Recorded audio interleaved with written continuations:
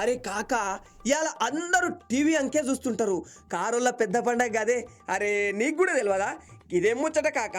మేమైతే పోరగాళ్ళం గా పని గీ పని అనుకుంటూ మర్చిపోవడం ఉండనే ఉంటుంది. ముసలోళ్ళు మీకు ఏం పని ఉంటుంది కాక? ఇట్లాంటి విషయాలు పూరే తెలుసుకోవాలి. కాకా నీకు తెలుసా గా గులాబీ వాళ్ళు మస్తు రెడీ అవుతున్నారంట. హైదరాబాదు తెలంగాణ భవన్ లా గదేదో ఆవిర్భావ దినం అంట గదే. అదేనే కారు పార్టీ పుట్టినరోజు అనుకో, దాన్నే ప్లీనరీ అంటారంటలే. గది ఘనంగా చేస్తారంట. సరే నీ అనుమానం నాకు ఎరకైందిలే. గదేంది గా ప్లీనరీలు పెద్ద సభలు పెడతారు, అందరినీ పిలుస్తారు. గిట్లా గదుల్లో కూర్చొని చేసుడేంది అని గంతేగా నీ డౌటు. అరే కాక గి కేసీఆర్ సారు మస్తు హుషారు. అసలే ఎండలు మండుతున్నాయి. జనాల్ని పిల్లంపించి ఎండలో కూర్చోబెట్టి గిన పాత పురాణాలు షురూ చేసుకుంటే వాళ్ళు వినాలే కదా. అందుకే అరే గట్ల కాదులే తమ్మి, గీ ఎండల్లా యాడబడి వస్తారు కానీ మనంగా ఏసీ గదుల్లో చల్లగా కూర్చొని ఎంతసేపు అన్నా కబుర్లు చెప్పుకోవచ్చు అని వాళ్ళు స్కెచ్ చేసుకొనిండ్రంట.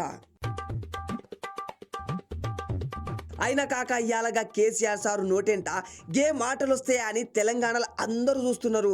సరే గాయన చమత్కారం, పంచు డైలాగులు, ఎదుటి పార్టీ వాళ్ళను పొట్టు తిట్టుడు ఇవన్నీ కాదు. అసలు గా ఆడబిడ్డ కవితక్కని ఏమన్నా అంటాడా? అంటే ఏమంటాడు? సొంత బిడ్డనే తిట్టిననుకో జనాల ముందల గీన ఇజ్జతే పోతుంది కదా. పోని గట్లనుకొని ఈడ్చినాడు అనుకో, గంతగనం పార్టీని తన్ను కొడుకుని తిట్టిన కవితక్కే కరెక్ట్. వీళ్ళదే ఏదో గలత్ బాత్ ఉన్నదని జనాలు అనుకుంటే చూసినవా కాక పాపం కేసీఆర్ సార్కి ఎంత పెద్ద పరిశాన్ వచ్చి పడిందో. గట్ల చూస్తేనేమో కన్న కూతురు, గిట్ల చూస్తేనేమో తనే పెంచి పెద్ద చేసిన పార్టీ. పాపంగా పెద్ద మనిషికి రెండు ముఖ్యమే అనుకో. అయితే ఇవాళ అది కాదు కదా లెక్క. అసలు గీనేమన్నా అంటాడా? ఊకే ఉంటాడా? ఎవరైనా ఏమన్నా అంటే కయ్యమంటూ లేచే రకం కదా. కేసీఆర్ సారు తిట్టుడు షురూ చేసుకున్నాడంటే గది బరాబర్ ఉంటుంది. ఇంకా కార్యకర్తలకి పండగ లెక్కపో. గంతెందుకు సారు ఎవరిని తిట్టకుండా పద్ధతిగా మాట్లాడిండు అనుకో గీ జనాలు అదలుతారా ఏంది? అరే గీ కేసీఆర్ కథ ముగిసినాదిరా బాయి. మాటలు చూసినావా సప్పగా ఉన్నాయి. ఎట్లుండే కేసీఆర్ ఎట్లాయా అని ఉల్టా గాయనే పటాయిస్తారు. గందుకే నేను అన్నది కేసీఆర్ సార్కి మస్తు పంచాయతీ అచ్చిపడిందని. మళ్ళీ ఇవాళ కారిపాటి వల్ల పెద్ద పండగ వచ్చే ఈ మీటింగ్లో ఆయన కేసీఆర్ సార్ కవితక్కని బరాబర్ తిడతాడా లేదా అని అందరూ చూస్తున్నారు. పైగా బరాబర్ పార్టీ పాత పేరే లాక్కొనే. అసలు గామె మీడియా ముంగట టీఆర్ఎస్ ఎందుకు పెట్టరాదు? గా పార్టీ పేరు కాలిగానే ఉంది కదా అన్నప్పుడే గా పార్టీ వాళ్ళు బీఆర్ఎస్ ని టీఆర్ఎస్ గా మార్చి ఉంటే బాగుండే.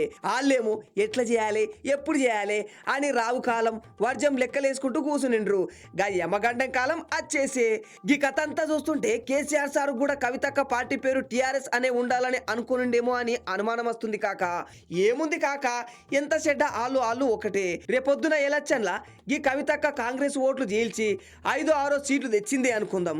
ఈ కారు పార్టీ వాళ్ళకి రవంత తక్కువ పడ్డదే అనుకుందాం.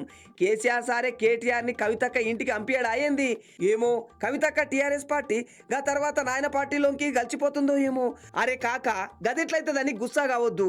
ఈ రాజకీయాల్లో ఎప్పుడు ఏదైనా అవుతుంది గదంతే. చిరంజీవి పెజారాజం కాంగ్రెస్ లో కలవలేదు అయ్యింది.